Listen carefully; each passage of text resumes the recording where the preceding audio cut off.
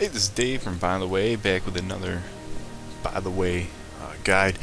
Today I'm going to show you how to get the Nether rays from the Skyguard without doing relatively any dailies. Prerequisite is you have to have done enough quests to get to this area to open it up, which if you've leveled through the Burning Crusade in Terracotta Forest, you definitely will have hit this area and done it. Now, I am doing this on Horde, but the Alliance area is the Elarian Stronghold, Stonebreaker Hold for the Horde. Those are the two closest areas. And what you're going to do is you're going to fly to the southeast corner where the map says Catice, and the area you're going to is the Blackwing Landing. That's where you're going to be doing the majority of your turn-ins and whatnot. But that one little area down there, that lake, you're going to be flying all around there. Now, the first guy you're going to talk to, actually, you don't talk to anybody when you get there. This is where you're going to start. What you're going to do is you're just going to go off and start killing the Catice. Just a quick look there at the mounts. There is one of them. One of them is a pet. And then there's the Tabard. I'm doing this level 85 on a mage, so I don't have any issues killing these guys. But what you're going to do is you're going to start killing them. You're going to get about 10 rep per kill. Obviously with guild advantages, you're going to get more. But what you're looking for is called Shadow Dust. The Shadow Dust you're going to turn in is going to be turned in for rep, about 150, 165 if you have the guild perk. But every 6 of them is what you're going to turn in. Now these are going to be turned into a man called Severin. He's going to give you an Elixir of Shadows, and that's going to be very important later on. But as you can see right there, there's a couple of Shadow Dusts. And they're not difficult, especially if you're level 85 and you're relatively, and I mean you don't even have to be geared at level 85, you'll burn through these guys at level 70 normals. Now I've collected 6 of them, 6 Shadow Dust. I'm going to go back to Severin. I'm going to turn these in. He's the guy in Blackwing Landing underneath a little tent. You'll see him here. Now he's a medic. What you're going to do, get the camera right. When you turn these in, you're going to get the Shadow Dust. Now the Shadow Dust, you're going to take that, and it's going to give you a buff, a duration buff. So as you're killing more of these Catice, you're going to be getting more Shadow Dust. You're going to want to turn them in, obviously for the rep and for the Elixir of Shadows. Now, once you drink the Elixir of Shadows, what you're going to see is you're going to see the normal guys you were killing normally, and then you're going to see the dead guys, the Timeloss Catice guys. You're gonna want to kill them because you're looking for time-lost scrolls. You can see they kind of almost look like shadow priests. Now it's that little summoning circle right there with the bones in the middle. Keep in mind where those are, because we're going to be coming back to them later on. What you're doing is right now I'm just going around killing everything, but the main guys you're looking for are the ghost guys that you can only see after taking the Elixir of Shadows. Now these are all 10 rep a piece for killing them, so you're building up rep now. The turn in for the Shadow Dust was 150, and then any more Shadow Dust you turn in, obviously it's 150 every time. Now what we're going to do is we're going to collect up 40 of the Timeloss scrolls. There are 4 mini bosses that you are going to kill for pieces of their body, and then a turn in to fight a bigger mini boss, essentially. But after, so you see me picking up those Timeloss scrolls, those are important. They only fall off of the ghost guys, so you need the Elixir of Shadows to see them to get the ghost. Now see, there's another summoning circle. You're gonna remember where these are, because we're gonna have to come back to them.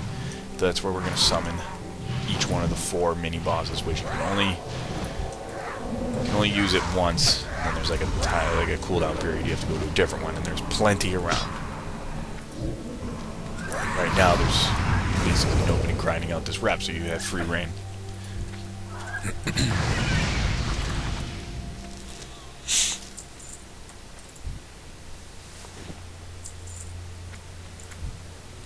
gathering those up. Now this is all free rep. You're picking up gold off these guys. You're getting some nether weave cloth, which you can sell in the auction house, and then there's just trash items everywhere. Occasionally I did find a couple of BOE blues, which sold for a little bit more than what they do to the vendor and whatnot, but you're going to make some decent cash while you're doing this too, because it's going to take you a little while. You're going to repeat this entire process. It's going to be a rinse and repeat process until you're at Exalted. It takes a little while. It's a little bit of a grind, but it's a lot easier than doing dailies once a day. You can sit down and in a couple of hours, grind it out. You'll have this. You'll have your new mounts. Now, remember those summoning circles, because we're going to go back to those in just a second once I have 40 of the Timeloss scrolls, because each mini-boss costs 10 scrolls to summon. And you might as well just wait until you have 40 to summon them all. Now the first boss, now these guys are relatively easy. They're not anything you're going to have to worry about, especially at level 85. You're going to be able to handle them by yourself, soloing. I'm going to go over to this summoning circle, and I'm going to summon the first boss.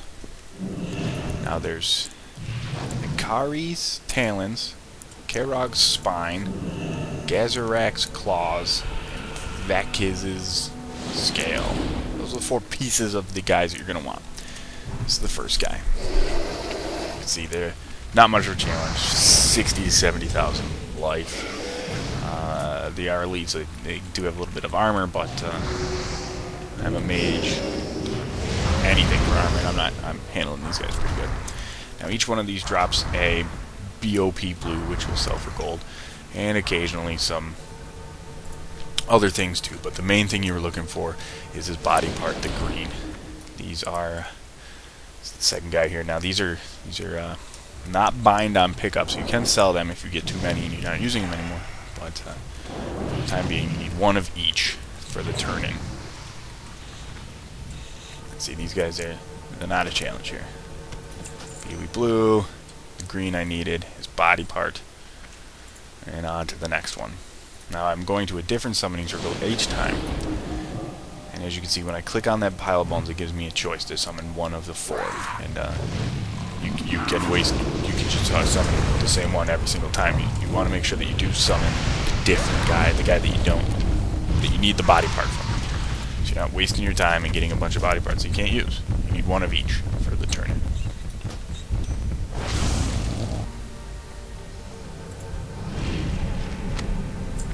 And the last guy.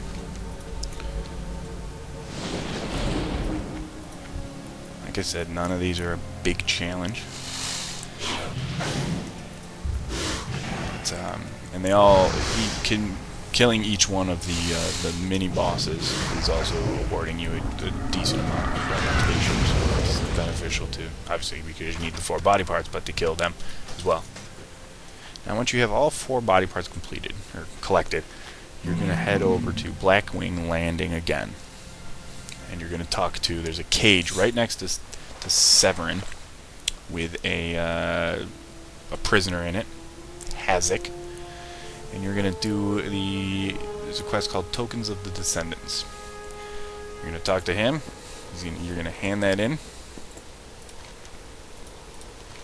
He's going to give you a Timeloss offering. Now, the Timeloss offering is going to be used to summon Tarok, the bigger mini-boss who gives you the most amount of reputation. And can only be summoned every once in a while, so don't plan on gathering like 10 of these at a time and pounding it out. He does have a cooldown period. Now this summoning circle in the middle is where you're going to find him.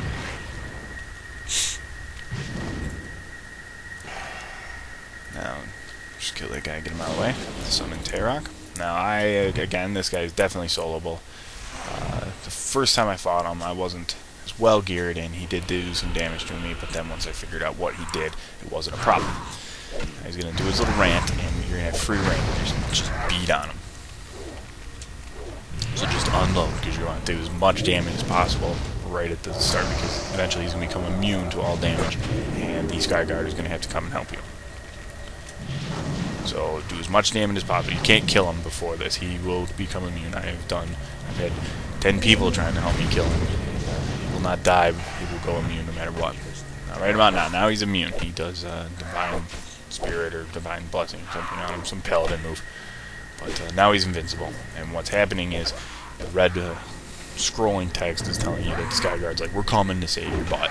So just kind of wait. Now what you're looking for, I'm spinning around here, is I'm looking for blue smoke. They're going to put blue smoke on the ground. And that will tell me that that's where they're going to drop the bomb. It's going to take away his invincibility. And you'll see it pop up to the right a little bit. There it is. Now what I have to do is I have to drag him over there. It stays there for a decent amount of time. But you want to get him over there as quick as possible just to make sure you have him positioned right.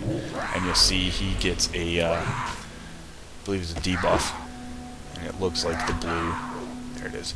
It's the blue smoke. Now they hit him with that bomb and it takes away his invincibility. And then you have free reign to kill him again. Now this is going to give you the greatest amount of reputation. And you're going to, now this whole process you're just going to rinse and repeat, and just keep doing this over and over and over. The process of killing the guys, turning in the shadow dust, killing the mini bosses, and then killing the bigger mini boss is going to build up your reputation. And if you have the guild perk that gives you a little bit more reputation per kill and per turn in and everything, it's going to help out greatly.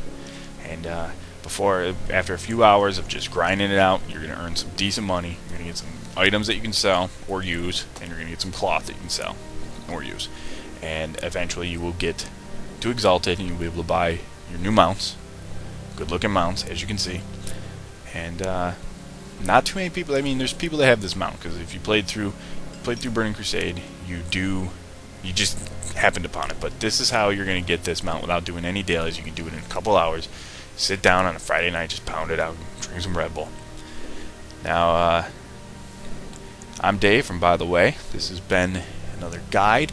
If you like this, give me a thumbs up, give me a subscribe, let me know. If you have any additions to this guide, put them in the comments. Like always, good luck and have fun.